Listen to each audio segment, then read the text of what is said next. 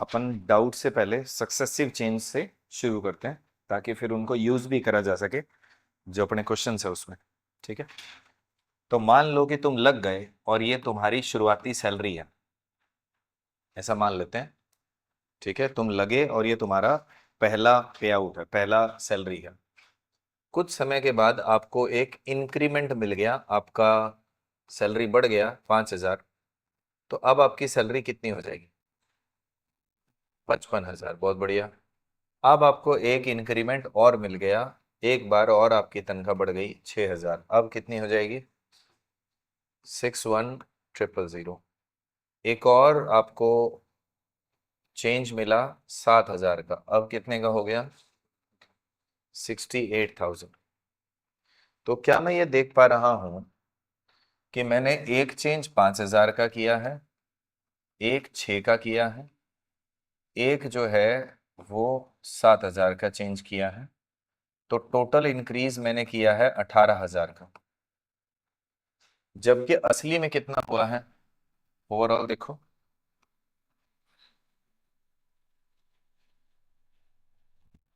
हाँ, अब थोड़ा सुंदर लग रहा है, बताओ कितने का चेंज हुआ है? 18,000 का ही हुआ है। तुम्हारा सवाल हो सकता है कि सर 18 का करोगे तो 18 का ही होएगा, ये बदल भी क्यों सकता है? बदल सकता है।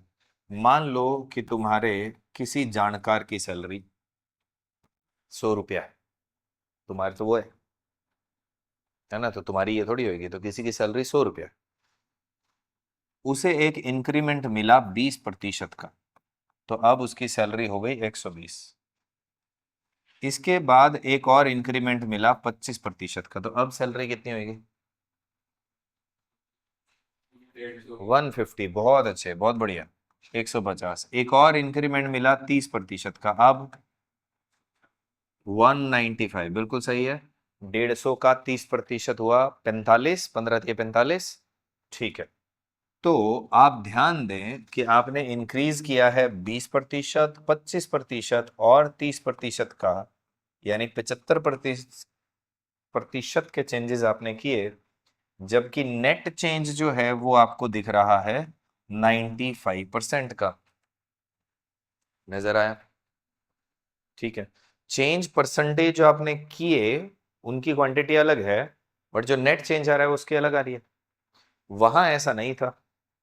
तो पहली जरूरी बात जो आपने समझनी है वो ये है कि जब भी बार बार चेंज हो रहा हो, चेंज के बाद चेंज के बाद चेंज के बाद चेंज हो रहा हो, that is called successive change. इसी को कहा जाता है सक्सेसिव चेंज। ठीक, एक के बाद एक के बाद एक जो बदलाव होता हो, कर्मवार तरीके से जो बदलाव हो। ठीक है, चेंज के बाद चेंज के बाद चेंज हो उसको कहेंगे सक्सेसिव चेंज। अब जर्नली सक्सेसिव चेंज दो तरीके के होते हैं। न्यूमेरिकल चेंज हो सकते हैं, परसेंटेज चेंज हो सकते हैं। नॉर्मल न्यूमेरिकल चेंज भी हो सकते हैं और परसेंटेज भी हो सकते हैं। न्यूमेरिकल चेंज जो होता है उसकी खास बात यह है कि आप जितने का चेंज करोगे नेट चेंज उतने का ही दिखे, जबकि परसेंटेज चेंज की खास बात यह है कि जितना चेंज आप करोगे नेट चेंज हमेशा उससे अलग ही दिखेगा, अलग ही दिखेगा। यूं नहीं कभी कभार अलग होगा, हमेशा ही अलग होगा। क्यों? जो सक्सेसिव चेंज आप नंबर का करते हो यानी न्यूमेरिकल वैल्यू का करते हो उसमें बेस मायने नहीं रखते। एग्जाम्पल, मान लो मेरी जेब में कुछ रुपए हैं, मैं घर गया और मैंने कहा बापू से कि मेरे को 500 रुपए दे दो जी। ठीक है, तो मेरी जेब में अगर 100 थे तो 500 बढ़ जाएंगे, यानी 600 हो गए। मेरी जेब में अगर 800 रुपए पड़े थे तो भी 500 ही बढ़ेंगे।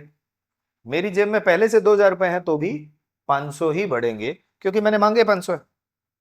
यही अगर मैं कहूं कि मेरे पास जो अमाउंट है उसको आप 50% बढ़ा दो, तो अब डिपेंड करेगा कि मेरी पॉकेट में है क्या। अगर मेरी जेब में 100 ही रुपए है तो मुझे 50 रुपए और मिलेंगे। मेरी जेब में अगर 600 रुपया है तो उसका 50% यानी मेरे को इस बार 300 मिलेगा। अगर तो मेरी जेब में 2,000 रुपए पड़े तो उसका 50% मेरे को 1,000 मिलेगा। तो मैंने बोला तो परसेंटेज वाइज सेम है, ठीक बात है कि 50% बढ़ा दो जी, लेकिन वो डिपेंड करेगा मेरे पास ऑलरेडी क्या है उसके अकॉर्डिंग चेंजेस हो रहे हैं। तो जब आप परसेंटेज चेंज सक्सेसिव का करते हो तो जो पहला चेंज आप कर रहे हो वो पहला चेंज आप कर रहे हो 100 के ऊपर, तो चेंज होके वैल्यू बन गई। अब जो दूसरा चेंज कर रहे हो उसमें वो 100 पे थोड़ी हो रहा है, वो तो बदली हुई वैल्यू पे हो रहा है, उसका बेस ही बदल गया। तो जो परसेंटेज का इंपैक्ट 20% के हिसाब से आया था वो तो किसी और बेस पे क्रिएट हो रहा है, जबकि ये जो 25% है ये 100 का थोड़ी निकला है, ये तो किसी और वैल्यू का निकल रहा है। और जब वो किसी और वैल्यू का निकल रहा है तो उसका इंपैक्ट भी तो बदल जाएगा, एंड सो ऑन। बट जो लास्ट में फाइनल चेंज निकालते हो वो आप निकाल रहे हो किसी एक बेस के ऊपर, जबकि जो चेंजेस हुए हैं वो हुए अलग अलग बेसिस के ऊपर, तो उसका इंपैक्ट कभी सेम दिखेगा ही नहीं। तुम कितना मर्जी कोशिश कर लो, हर बार वो अलग मिलेगा, सेम हो नहीं सकता। क्लैरिटी आई? बार बार होने वाले बदलाव को कहेंगे सक्सेसिव बदलाव। वो न्यूमेरिकल भी हो सकता है, यानी नंबर का भी हो सकता है, नॉर्मल वैल्यू का भी हो सकता है, और वो परसेंटेज का भी हो सकता है। न्यूमेरिकल को पढ़ने की ऐसा कोई जरूरत नहीं है। क्यों जरूरत नहीं है? क्योंकि वो जितना चेंज करते हो उतना ही असर आता है, उसका कोई खास सीन नहीं है। आपको परसेंटेज वाला सक्सेसिव चेंज पढ़े जाने की आवश्यकता है। क्यों आवश्यकता है? क्योंकि वो जितना दिखता है रिजल्ट उतना नहीं होता, वो हर बार बदल के आता है। तो गलती ना हो इसके लिए इसको थोड़ा ध्यान देने की जरूरत है, ताकि आप सवालों में मिस्टेक भी नहीं होए और कुछ जगह अगर जरूरत पड़े तो जल्दी भी कर पाओ क्वेश्चन। समझ आ गई बात? पक्का आ गई? यहां तक सही है? ठीक है, आगे बढ़ो। ओके, अब जब मुझे यह पता चल गया कि कोई वैल्यू में बार बार बदलाव हो, परसेंटेज का हो, तो जितना चेंज दिख रहा है नेट चेंज उतना नहीं आएगा, और उसकी वजह है कि बार बार बेस बदल रहा है। तो मेरे लिए यह जानना अब जरूरी हो जाता है कि भाई मेरे को जो चेंज है वो डिफरेंट मिलेगा जितना मुझे दिख रहा है, तो फिर वो मिलेगा कितना? उसका भी तो कोई पैमाना होना चाहिए ना, कि कितना मिलेगा। डिफरेंट होगा तो कितना डिफरेंट होगा, क्या होगा? तो उस क्या होगा को कैलकुलेट करने के तीन तरीके हैं आपके पास। जो चेंज होगा वो कितना डिफरेंट हो सकता है उसको कैलकुलेट किए जाने के तीन तरीके हैं। पहला तरीका है 100, कि आप 100 ले लो और जो चेंज कर रहे हो वो कर लो। जैसे हमने एग्जांपल के लिए यहां करके देखा, ये 100 का चेंज करके देखा, ठीक है। जैसे मान लो मैं एक चेंज और देता हूं कि लेट्स से मैं 20% इसको बढ़ा दे रहा हूं, तो इसको 20% बढ़ाया, तो 20% बढ़ाया तो 100 से 120 हो गया। फिर मैंने क्या किया, इसको लेट्स से 20% घटा दिया, तो इसका 20% हुआ 24, 24 घटाया तो बना 96। तो नेट चेंज जो है, भाग कैसे गया ये, नेट चेंज जो है वो कितना हो गया मेरा, 4% माइनस। जबकि देखा जाए तो +20 और -20 वैसे बनाओ तो क्या बनता है, 0 बनता है ना, बट यहां 0 हो तो नहीं रहा, ये तो डिफरेंट चेंज आ गया। क्यों आ गया उसका कारण तुम्हें पता चल गया, बट कम से कम 100 से हमें ये कैलकुलेट करने को मिल गया कि अच्छा नेट चेंज आएगा क्या। ठीक। दूसरा तरीका क्या है? दूसरा तरीका है फॉर्मूले का, कि a + b + ab/100। ये एक फॉर्मूला आप इस्तेमाल कर सकते हैं। a क्या है, पहला चेंज, b क्या है, दूसरा चेंज। ठीक है, अगर तीन चेंज हो तो यही फॉर्मूला ऐसा बन सकता है, a + b + c + ab + bc + ca/100 plus a plus नहीं मल्टीप्लाई प्लस abc/10,000। ये गुना में है, ध्यान रखना, abc बटे 10,000 है, 1000 नहीं है। कुछ गलती कर जाते हैं, 1000। तो कैसे याद रखोगे, 100 × 100 याद रख लो, कि यहां एक भी 100 नहीं है, यहां 100 है, यहां 200 है, ऐसे कुछ भी याद करके रख लो। वैसे 3 वाले की आवश्यकता कम पड़ेगी, तो आप नहीं भी याद रखोगे तो चल जाएगा, बट याद करने में बहुत परेशान करने वाली चीज भी नहीं है। ठीक है, 3 वाला अगर आप यूज नहीं भी करना चाहो तो भी काम बन जाएगा, आप 2 वाले को 2 बार यूज करो। ठीक, याद रहेगी बात। ये भी याद रखना कि जो परसेंटेज वैल्यू को बढ़ाए वो पॉजिटिव लिया जाएगा, जो घटाए वो नेगेटिव लिया जाएगा। ठीक, तो मान लो कि मैं ये यूज कर रहा हूं, ये एग्जांपल लगाना चाहूं, तो प्लस का 20 पहला चेंज है, प्लस का 20। दूसरा चेंज क्या है, माइनस का 20 प्लस का 20 गुणा में माइनस का 20 बटे 100। ये 2 0 उड़ गई, ये कट ही जाएगा, तो ये हुआ एक प्लस का एक माइनस का, -4। तो ऐसे उत्तर आया था। मान लो 3 का लगाना है, तो या तो 3 वाला इसमें लगाओ या 2 वाला 2 बार लगाओ। जैसे एग्जांपल के लिए ये पिछला क्वेश्चन था 20 25 30, अगर मैं इस फॉर्मूले में लगाऊं तो क्या होगा, तो पहले 20 और 25 का निकाल लो, 20 + 25 + 20 × 25 बटे 100। ये समझ आ रहा है ना, हो क्या रहा है, a + b + ab/100, यानी पहला चेंज दूसरा चेंज प्लस प्लस पहला और दूसरा चेंज आपस में गुणा बटे 100। तो पहला चेंज है 20, दूसरा चेंज है 25, प्लस पहला चेंज है 20, दूसरा चेंज है 25। एक बार प्लस किया, एक बार गुणा किया, बटे 100। इजी। अब इसको कट करोगे तो ये जाएगा 5 और 5 के ऊपर, इसका मतलब हुआ 20 प्लस 25 45 प्लस 5 कितना आया 50 आ गया। अब वो दूसरा चेंज क्या है 30 का और है, एक चेंज और क्या था 30 का। तो अब इस 50 के ऊपर वो 30 लगा दो। 30 याद है ना कौन सा, 20 प्लस 25 प्लस 30। तो मैं इनका तो निकाल चुका हूं, अब ये और निकाल रहा हूं। ठीक, तो 50 प्लस 30 प्लस 50 गुना 30 बटे 100, 2 जीरो हमारी उड़ जाएगी। तो 50 प्लस 30 80 प्लस 5 गुना 3 15, तो ये हमारे पास आ गया 95। तो नेट चेंज आ गया ना 95%। इजी। तो आप 100 से करना चाहें तो 100 से कर लें, फॉर्मूले से करना चाहो तो फॉर्मूले से भी कर सकते हो। 3 वाला फॉर्मूला लगाओ तो सीधा 3 का लगा लो अगर 3 चेंज है तो, नहीं तो 2 वाला भी 2 बार लगाओगे तो भी आपका आंसर सही आ जाएगा, उसमें कोई खराबी नहीं। गलती होने की गुंजाइश कहां है, गलती होने की गुंजाइश सिर्फ एक जगह है इसमें, तब जब आप साइन का ध्यान ना रखो, पॉजिटिव और नेगेटिव का। अगर साइन में गड़बड़ हो गई तो आंसर में गड़बड़ कंफर्म है, इसलिए साइन ध्यान रखना। 100 के केस में क्या है कि साइन का बहुत मायने नहीं रखता, क्योंकि अपने आप को दिख जाता है, बढ़ रहा है तो प्लस, घट रहा है तो माइनस। वो कभी कभी इसमें तंग करता है बस। इजी।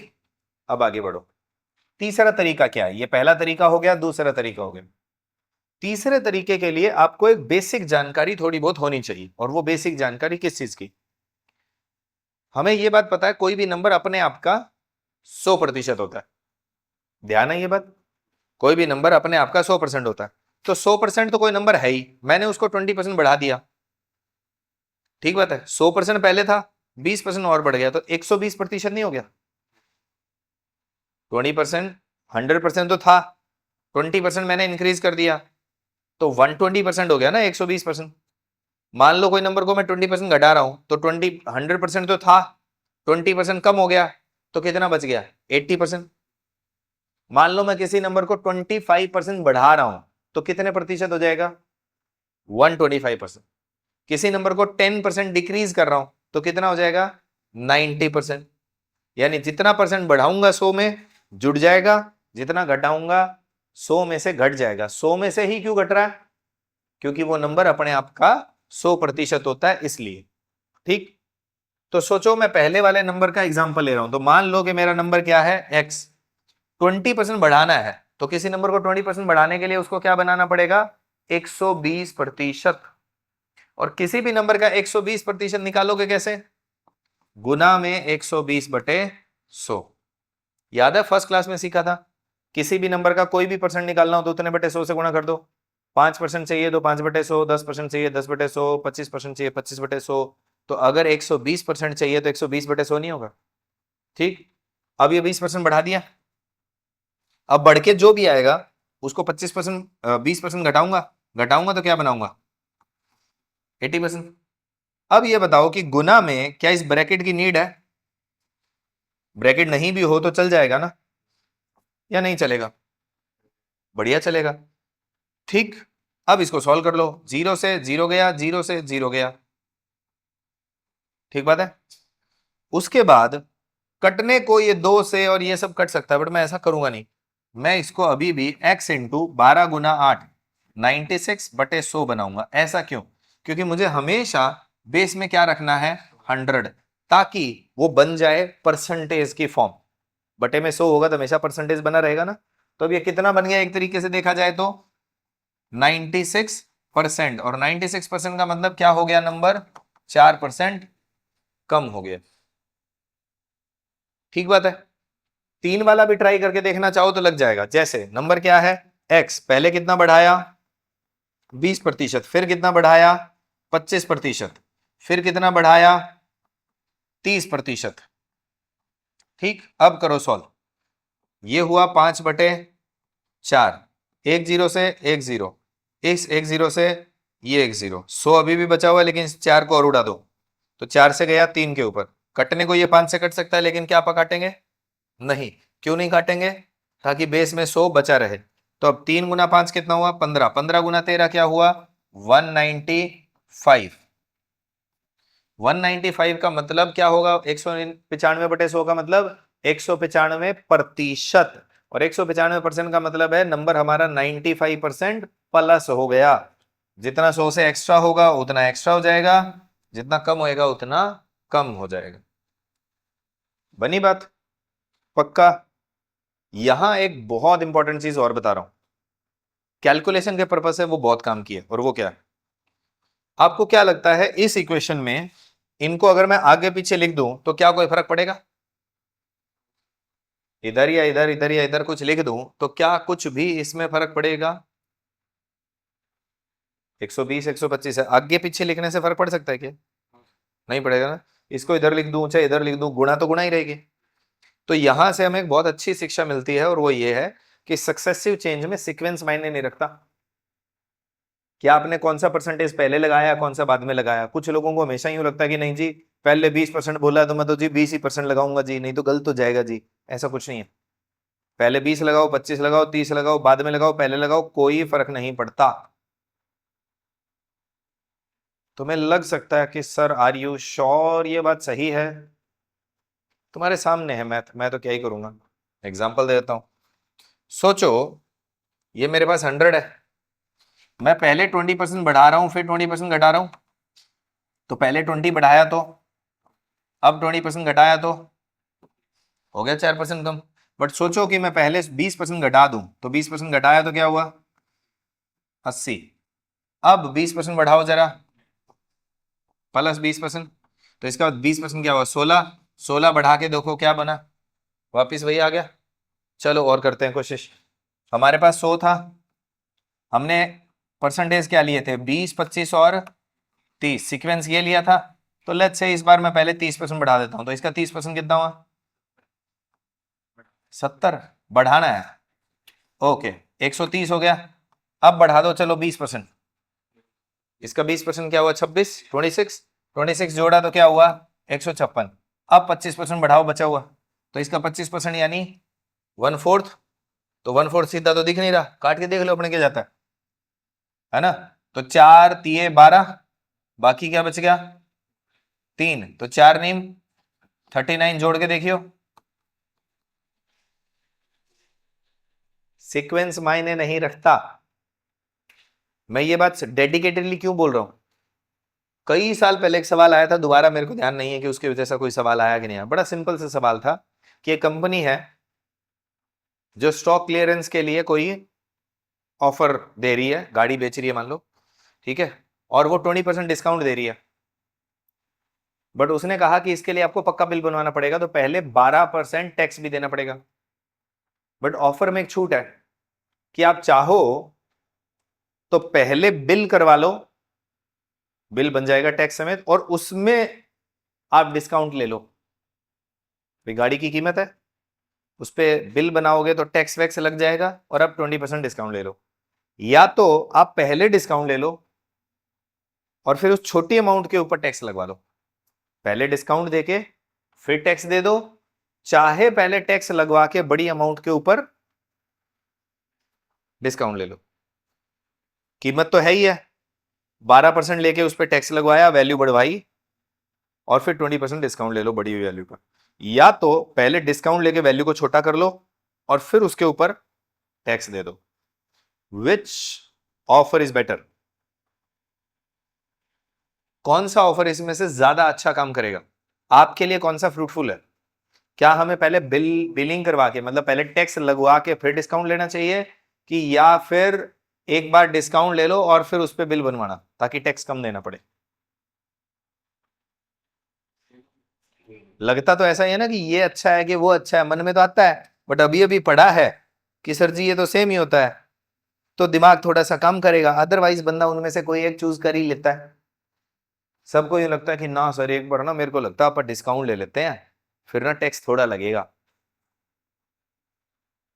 या किसी किसी को लग जाता है कि ये काम कर लेते हैं, टैक्स लगवा लेते हैं और उसके ऊपर डिस्काउंट लेंगे तो टैक्स में भी डिस्काउंट मिल जाएगा, गाड़ी पे तो मिलना ही मिलना है। जबकि टेक्निकली आप सोचो कि हमें 12% बढ़ाना है, 20% घटाना है, कोई सा कभी भी कर दो। तो हो सकता है सवाल इस पे ना आए, इस बात को लेकर के हो सकता है सवाल ना आए कि पहले कौन सा बाद में कौन सा। मेरे बताने का क्या कारण है, एक तो बाई चांस ऐसा कुछ आ जाए तो उससे मिस्टेक बच जाओ, पर मेरा मेन मकसद इसमें यह है कि आपको जब सक्सेसिव चेंज लगाना हो कहीं और आपके पास मल्टीपल परसेंटेज चेंजेस हो, तो कोशिश करो कि उनका सीक्वेंस आगे पीछे करके इस तरीके से लगाओ कि कैलकुलेशन इजी हो जाए। कैलकुलेशन इजी होगी तो ज्यादा ठीक है ना, पता चले आपने इजी इजी परसेंटेज पहले लगा दिए और बाद में कॉम्प्लिकेटेड परसेंटेज लगा रहे हो। ठीक है, अब तुम कहोगे इजी परसेंटेज कौन से होते हैं? इजी परसेंटेज जैसे 10% बहुत आसान होता है, एक पॉइंट चिपकाना होता है। 20% थोड़ा इजी होता है, बट यही अगर 12% निकालना पड़ जाए तो मुश्किल हो गया ना, प्रॉब्लम देगा। ये बात जच रही है भाई? एक बार किसी भी नंबर को एग्जाम्पल के लिए, मेरे पास यही 1-2% है कि एग्जाम्पल के लिए लेट्स से एक है 20% प्लस का, एक है प्लस का 10%, एक है माइनस का 30%। तो मैं 100 ले लिया, 100 पे 20 बढ़ाया, 120 पर 10 बढ़ाया 132। अब इसका 30% घटाऊं एक तो थोड़ा तो तकलीफ देगा। इसकी बजाय अगर मैं पहले 30 लगा दूं, अब 70 का 20% कोई ज्यादा प्रॉब्लम नहीं दे रहा, 14 होएगा। अब इसका 10% तो आसान है ना, वैल्यू तो ये भी अजीब है, वैल्यू तो ये भी अजीब है, सुंदर वैल्यू तो नहीं है ना, पहले थी नहीं अभी, बट इस अजीब वैल्यू का 30% निकालना और इसी अजीब वैल्यू का 10% निकालना, इसका भी 10 निकालना हो तो पॉइंट ही तो चिपकाना है, इसका भी 10 लगाना है तो पॉइंट चिपकाना है।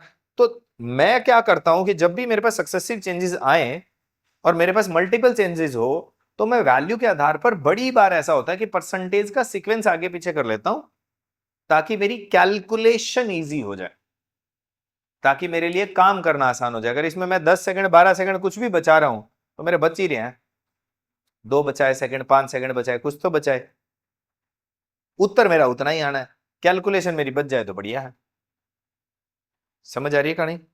तो अभी तक हमने क्या सीखा है सक्सेसिव चेंज में, ये एक अच्छा कॉन्सेप्ट है तो मेरे को इस पे समय देना पड़ता है, क्योंकि इसका बाद में हमें बहुत अच्छा लाभ होएगा, बहुत अच्छा फायदा होगा। जब भी बार बार हो रहा हो चेंज उसको सक्सेसिव चेंज कहेंगे। वो न्यूमेरिकल भी हो सकता है, परसेंटेज भी हो सकता है। न्यूमेरिकल पढ़ने की आवश्यकता नहीं है क्योंकि जितना चेंज करते हो नेट उतना ही आता है। परसेंटेज पढ़ने की जरूरत पड़ रही है, क्यों? क्योंकि वो हमें जितना रिजल्ट दिखता है या जितने चेंजेस हम करते हैं उतना रिजल्ट नहीं आता, उससे डिफरेंट आता है। क्यों आता है? बेस के कारण आता है। ठीक है, कितना आता है ये कैसे पता चलेगा? तो उसको कैलकुलेट करने के हमारे पास 3 तरीके हैं। 100 का तरीका यूज कर सकते हो, ए बी का फॉर्मूला यूज कर सकते हो, और तीसरा क्या यूज कर सकते हो? 100 प्लस माइनस बोल देता हूं मैं इसको, कि जितने परसेंट बढ़ रहा है उतना 100 में जोड़ दो, जितने परसेंट घट रहा है उतना 100 में घटा दो। तो मैं उसको 100 प्लस माइनस बोलता हूं, आप कोई अपना नाम देना चाहो तो दे सकते हो। ठीक, ये 3 तरीके हो गए। अब नया सवाल आता है। नया सवाल क्या आता है? ये पता चला क्या है सक्सेसिव चेंज, ये पता चला क्यों पढ़ रहे हैं, ये पता चला कैलकुलेट कैसे करना है। अब एक आखिरी बट बहुत महत्वपूर्ण सवाल है, उससे पहले एक छोटा सवाल लेना चाहो तो ले सकते हो। हम पढ़ क्यों रहे हैं सक्सेसिव चेंज? मतलब इतना टाइम देने की जरूरत ही क्या, जब हमारा अच्छा भला परसेंटेज चल तो रहा था, 2 दिन बढ़िया चले गए, पूरी एक्सरसाइज निकाल दी हम लोगों ने, एक एक्सरसाइज हम लोग बिना सक्सेसिव के निकाले बैठे हैं, फिर सक्सेसिव क्यों पढ़ रहे हैं? एक और कर देते, है ना? सक्सेसिव चेंज इसलिए पढ़ रहे हैं क्योंकि सक्सेसिव चेंज का कॉन्सेप्ट जो है वो आपको बड़ी बार बहुत सारा समय बचा के दे देगा, एक चीज। दूसरा, कभी कभी कुछ क्वेश्चन अजीबोगरीब तरीके से कॉम्प्लिकेटेड होते हैं, बट अगर उसमें तुम्हें दिख जाए कि ये सक्सेसिव है, तो आप बजाय इसके कि उसकी टिपिकल कैलकुलेशन को यूज करो, आप सिंपल परसेंटेज टू परसेंटेज चल के भी उस क्वेश्चन को बचा सकते हो, और आपको ज्यादा काम नहीं करना पड़ेगा, परसेंटेज टू परसेंटेज भी। ठीक, इसलिए पढ़ रहे हैं, समय बचाने के लिए पढ़ रहे हैं। अब एक आखिरी सवाल, वापस आते हैं, लगेगा कहां सक्सेसिव चेंज? तो सक्सेसिव चेंज जनरली 3 जगह लगता है, जिसमें से पहली चीज लगभग डिस्कस हो चुकी है, और वो क्या है? जब कभी किसी वैल्यू में बार बार चेंज हो रहा हो, चेंज के बाद चेंज के बाद चेंज हो रहा हो, तो वहां सक्सेसिव लगता है। एग्जाम्पल, एग्जाम्पल एग्जाम्पल है जैसे किसी शहर की पॉपुलेशन बार बार बढ़ रही हो घट रही हो। हमने एक क्वेश्चन किया था, एक्सरसाइज में क्वेश्चन किया था, शहर की पॉपुलेशन बढ़ रही थी 10% 15,80,000, याद आ रहा है? एक सवाल था ना शायद, 15-16 नंबर क्वेश्चन था शायद, है ना, फर्स्ट एक्सरसाइज में। तो वो एक सक्सेसिव चेंज का क्वेश्चन है, क्योंकि चेंज के बाद चेंज हो रहा है। कोई सामान का डिस्काउंट देना है, कोई आइटम है जिसका कुछ प्राइस है, उसके ऊपर हमने कुछ डिस्काउंट दिया, कुछ डिस्काउंट दिया, कुछ डिस्काउंट दिया, तो डिस्काउंट के बाद डिस्काउंट जो आ रहा होता है वो एक तरीके से एक के बाद एक के बाद एक चेंज हो रहा है। मैंने कोई सामान तुम्हें बेच दिया, यानी ए ने किसी को बी को बेच दिया, बी ने वो सामान सी को बेच दिया, सी ने डी को बेच दिया, तो चेंज के बाद चेंज के बाद चेंज हो रहा है। कुछ परसेंट प्रॉफिट लॉस पे, कुछ परसेंट प्रॉफिट लॉस पे, तो आगे पीछे जा रहा है, तो वो भी सक्सेसिव हो रहा है। ठीक है, किसी बंदे की सैलरी कुछ परसेंट बढ़ गई, अगली बार फिर कुछ परसेंट बढ़ गई, फिर कुछ परसेंट घट गई, बताओ नेट चेंज क्या हुआ? है ना? तो ये चीज क्या है, ये पहले एग्जाम्पल में आती है कि जब बार बार बार बार बार बार चेंज हो रहा हो तो वो सक्सेसिव चेंज काउंट हो सकता है, कैलकुलेट कर सकते हैं। ये पहला है। दूसरी चीज कहां लग सकती है वो समझने की है, उसके लिए मुझे ये पेज चाहिएगा।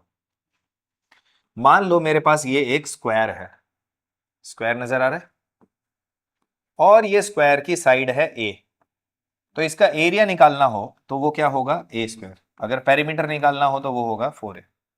लेट्स से मैं स्क्वायर की साइड को जो है थोड़ा बढ़ा दूं और 10% बढ़ा दूं। अब 10% बढ़ाने का तरीका तुम्हें पता ही है, कैसे बढ़ाओगे, कि किसी की साइड ए है तो वो 10% बढ़ के कितनी बन जाएगी, 110%।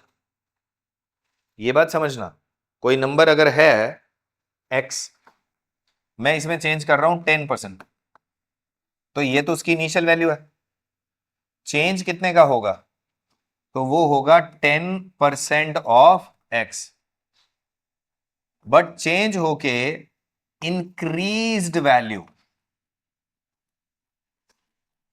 Increased value. ठीक है, कुछ स्पेलिंग गलत होगी क्या? ऐसा ही है, ठीक। तो जो इंक्रीज्ड वैल्यू है वो क्या होगी, 110/100। 10/100 और 110/100 में क्या चेंज है, फर्क है। 10/100 दिखाएगा कि चेंज कितना हुआ, और 110/100 बताएगा चेंज होके बना क्या है। ठीक है, ये दोनों में बेसिक डिफरेंस है, याद रखना, ये बात काम आएगी बाद में, जरूरत पड़ेगी तो देख लेंगे अपन। तो अब नई साइड ये है, अब अगर एरिया निकालना हो तो इस साइड का स्क्वायर करना पड़ेगा ना भाई। पहले इस स्क्वायर का एरिया निकाल रहे थे तो इसका स्क्वायर कर रहे थे, अब इसका एरिया निकालना है तो इस साइड का स्क्वायर करना पड़ेगा। इस साइड का मतलब 110/100 ऑफ ए, इसका स्क्वायर करना पड़ेगा। अगर पेरीमीटर की बात करें तो 4 टाइम्स ऑफ ये नई साइड होगी,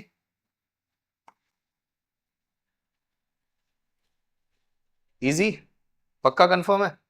अब मैं यहां कैलकुलेशन नहीं कर रहा हूं, मुझे कुछ समझाना है वो समझो। इसका स्क्वायर करेंगे तो 110/100 गुना 110/100 गुना ए स्क्वायर होगा ना, और इसको मैं लिख रहा हूं 110/100 गुना में 4a।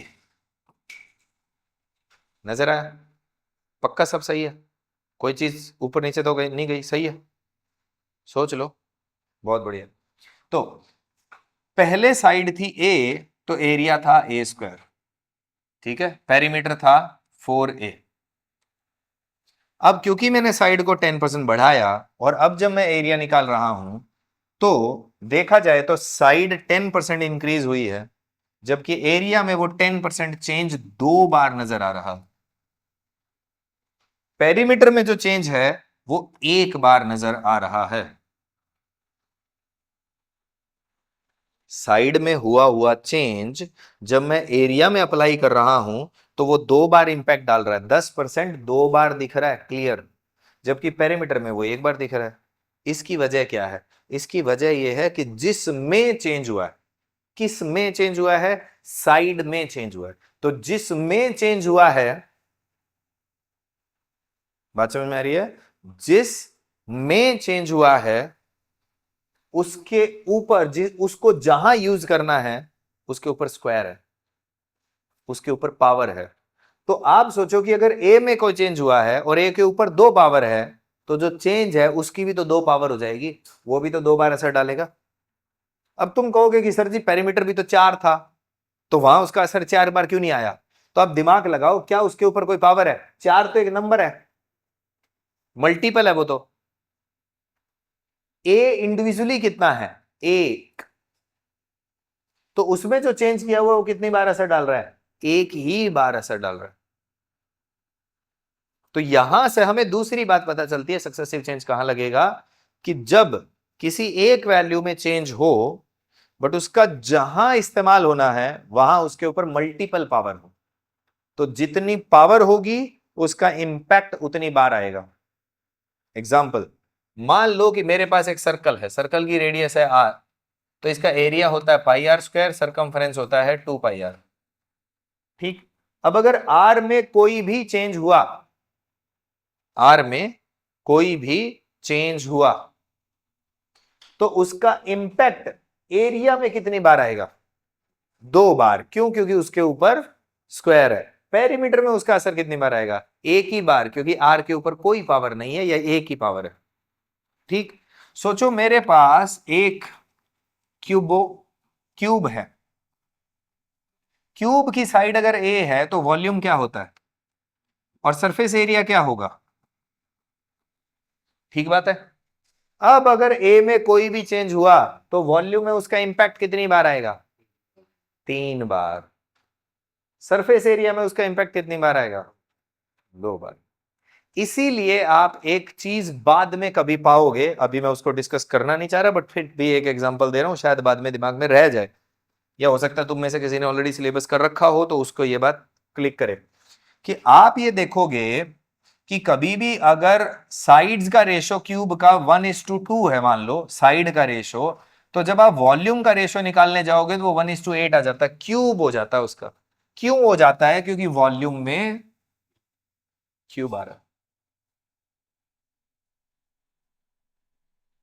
ठीक, तो ऐसे केस में अगर कहीं कह दे कि क्यूब की साइड जी मैंने 10% बढ़ा दी, बताओ वॉल्यूम में क्या चेंज होगा? और तुम दिमाग लगा रहे हो जी 10% बढ़ाइए तो 10 ही बढ़ेगा और क्या होगा, जबकि तुम भूल गए हो कि साइड में 10 चेंज हुआ है तो वॉल्यूम में उसका 3 बार इंपैक्ट आएगा। तो आप 10 10 10 का 3 बार सक्सेसिव लगाओगे, और वो भी 30% नहीं होगा, क्योंकि 30 तो प्लेन होता है और सक्सेसिव उतना नहीं होता, उससे अलग ही होएगा। याद रहेगी बात? यहां से मैं जा रहा हूं अपनी नेक्स्ट चीज के ऊपर, और वो क्या है, मान लो मेरे पास ये एक रेक्टेंगल है, ठीक है, इसकी जो लेंथ है वो है लेट्स से एल और ब्रेड्थ है बी, तो एरिया क्या होगा? L B. लेंथ को अगर मैं 20% बढ़ा दूं तो एरिया में उसका इंपैक्ट कितनी बार आएगा? लेंथ में कोई भी चेंज होगा तो एरिया में उसका इंपैक्ट कितनी बार आएगा? एक ही बार आएगा, क्योंकि लेंथ के ऊपर एक पावर है। अगर ब्रेड्थ में मैं कोई भी चेंज करता हूं तो उसका इंपैक्ट कितनी बार आएगा? एक ही बार आएगा। बट सोचो इन दोनों में चेंज हो जाए, तो एक चेंज लेंथ का, एक चेंज ब्रेड्थ का, तो चेंज तो एक एक हुआ है, बट जहां यूज हो रहा है वहां तो 2 चेंज हो गए। एरिया में तो 2 चीजें आ गई, माना लेंथ एक बार चेंज हुई, ब्रेड्थ एक बार चेंज हुई, बट एरिया में तो 2 है ना, तो वहां सक्सेसिव लगेगा। बट व्हाट अबाउट कि पेरीमीटर ले लू मैं, पेरीमीटर है 2 × L + B। अब सोचो लेंथ और ब्रेड्थ दोनों में चेंज हो जाए तो क्या पेरीमीटर में सक्सेसिव लगेगा? चेंज तो दोनों हो रहे हैं ना, क्या सक्सेसिव लगेगा? सोचो सोचो। नहीं लगेगा। यहां से हमें तीसरी बात पता चलती है। पहली बात क्या थी? जब एक ही वैल्यू में बार बार चेंज हो रहा हो तो सक्सेसिव लगता है। दूसरी बात क्या पता चली कि जब किसी एक वैल्यू में चेंज हो रहा हो और जहां यूज होना उसके ऊपर मल्टीपल पावर हो, तो जितनी पावर उतनी बार इंपैक्ट या उतनी बार का सक्सेसिव लगेगा। तीसरी बात पता चलती है, और वो क्या है, कि जहां दो अलग अलग वैल्यू में चेंज हो, जहां दो अलग अलग वैल्यू में चेंज हो तब भी सक्सेसिव लग सकता है, बशर्ते जहां उनको यूज करना हो वहां वो आपस में मल्टीप्लाई हो रही हो। मल्टीप्लाई हो रही हो तो सक्सेसिव लगेगा, प्लस होगा तो सक्सेसिव नहीं लगेगा। ठीक, एक एग्जांपल दे रहा हूं, ध्यान से समझो। मान लो मेरा सेंटर है, ठीक है, मेरे पास एक क्लास है, उसमें मैं बच्चों को पढ़ाता हूं और उसके बदले फीस लेता हूं। तो मेरा कितना रेवेन्यू जनरेट होगा, मेरे पास कितना पैसा आएगा, ये किस बात पर निर्भर करेगा कि मेरे पास कितने नंबर ऑफ स्टूडेंट्स है और कितनी उनकी फीस है। स्टूडेंट्स है, फीस है, उसी से रुपए फिक्स होंगे। इनकम लगा लो, है ना, इनकम शब्द यूज कर लेता हूं, इनकम है। तो मेरी इनकम जनरेट हो रही है स्टूडेंट्स और फीस के थ्रू। तो मान लो कि मैं स्टूडेंट्स को 20% बढ़ा दूं और फीस को 10% बढ़ा दूं, तो इनकम में कोई तो चेंज होगा, ठीक है। ये एक केस है। दूसरा केस, मेरी कुछ इनकम है, मैं उसमें से कुछ सेव करता हूं और कुछ एक्सपेंस कर लेता हूं। मैंने ये देखा कि मेरे एक्सपेंसेस जो है वो 20% बढ़ गए हैं, जबकि मेरी सेविंग जो है वो 10% बढ़ गई है। ठीक बात है। तो पक्का मेरी इनकम भी चेंज हुई होगी। सवाल है कितने परसेंट हुई है। सवाल यहां भी यही था कि कितने परसेंट हुई। अब दूसरा सवाल है, इनमें से किस में सक्सेसिव लगेगा और क्यों लगेगा। क्या दोनों में लगेगा, क्या दोनों में नहीं लगेगा। ऊपर वाले में, ऊपर वाले में सक्सेसिव चल जाएगा, नीचे वाले में क्यों, नीचे वाले में क्यों नहीं लगेगा।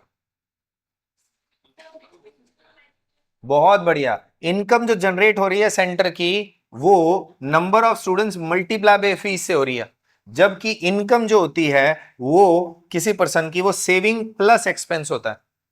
तो क्योंकि यहां मल्टीप्लाई है तो यहां सक्सेसिव लग जाएगा, यहां प्लस है तो यहां सक्सेसिव नहीं लगेगी। फिर यहां सवाल कैसे होएगा, फिर वो डिपेंड करेगा कि इनकी आपस में वैल्यू का क्या रिलेशन है, उसके अकॉर्डिंग होएगा, वो सक्सेसिव नहीं लगेगी। तो तीन जगह सक्सेसिव लग सकता है। जब एक ही वैल्यू में बार बार चेंज हो रहा हो तो सक्सेसिव लगेगा। ऐसे आपके पास कुछ एग्जांपल्स हैं, ठीक है। तो जो सेकंड एक्सरसाइज में तुम्हारे क्वेश्चन अटके हैं वो धड़ाधड़ होंगे, बाकी के तो पुराने जैसे हैं ये, ठीक है। दूसरा, जब एक ही वैल्यू में चेंज हो रहा हो बट जहां उसको यूज करना हो वहां उसके ऊपर पावर दी गई हो, तो जितनी पावर उतना उसका इंपैक्ट। और तीसरा, जब दो अलग अलग वैल्यू में चेंज हो रहा हो, ठीक है, और वो आपस में मल्टीप्लाई हो रही हो, तब भी सक्सेसिव लग सकता है। थोड़े टाइम पहले एक एग्जाम के अंदर एक क्वेश्चन आया हुआ था, ठीक है। कहता है there is a value p which is equals to x square y, ठीक है। कहता है x is increase by 20% where as y is decrease by 20%। तो बताएं जरा p में कितने परसेंट का चेंज होगा।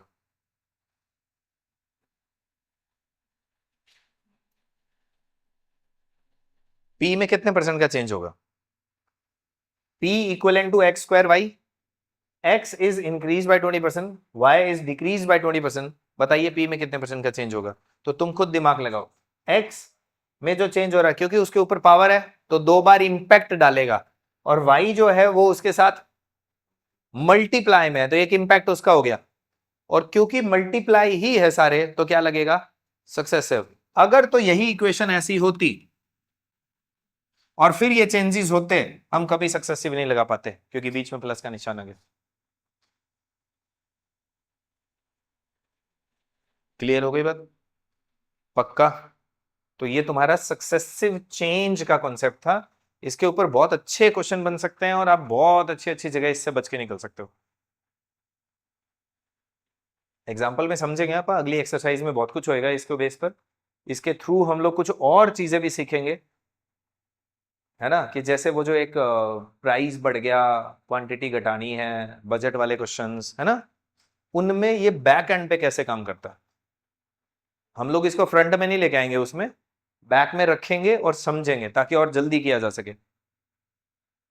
लग जाता है उसमें सक्सेसिव, जो प्राइस वाले बजट वाले क्वेश्चन नहीं होते कि पेट्रोल का प्राइस इतना प्रतिशत बढ़ गया, बताओ कितना कंजम्पशन कम करें कि हमारा बजट चेंज ना हो वगैरह वाला, उसमें सक्सेसिव लग जाता है बट वो थोड़ा लेंदी लगता है।